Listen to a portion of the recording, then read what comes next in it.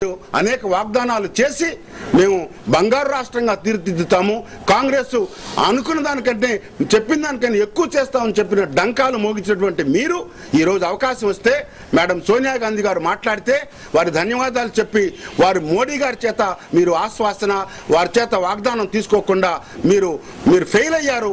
దయచేసి ఇకనైనా దయచేసి అందరం కూడా మేము ఒకటే మాట చెప్తున్నాం, పార్టీలకు అతీతంగా ఎలక్షన్స్ లేవు.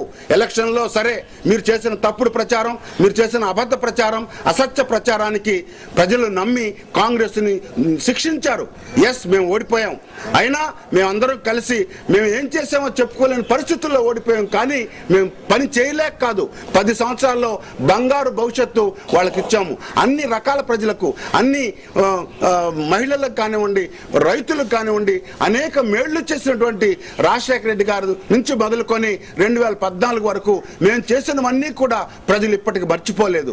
మీరు ఏం చేయట్లేదు కాబట్టి వారు ఇంకా మమ్మల్ని ఇప్పుడు కాంగ్రెస్ ఉంటేనే బాగుండేదనే పరిస్థితికి వచ్చారు.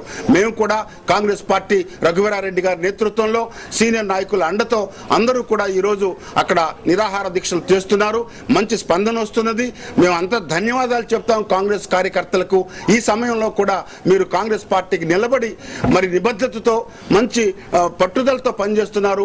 మీ కష్టం తప్పనిసరిగా ప్రజలు గుర్తిస్తారు, కాంగ్రెస్ పార్టీని ఆదరిస్తారు, ఆశీర్వదిస్తారు అనే నమ్మకంతో మేము కూడా ఏ అవకాశాన్ని కూడా వదులుకుండా మరి ఉన్నటువంటి తక్కువ మెంబర్లు అయినా సరే పార్లమెంటు లోపల బయట కూడా మిగతా మంత్రులతో అందరితో కూడా మేము కూడా కలుస్తూ ఉన్నాం. అనేక సార్లు మేము ప్రత్యేకంగా అందరం కలిసి అర్జీలు కూడా ఇవ్వడం జరిగింది. రేపు రాజ్యసభలో కూడా మళ్ళీ ప్రస్తావిస్తాం. మన్మోహన్ సింగ్ గారితో కూడా మనవి చేసుకున్నాం. ఆ రోజు నేను చెప్పాను, మీరు నిలబడతారా లేదా, ఇది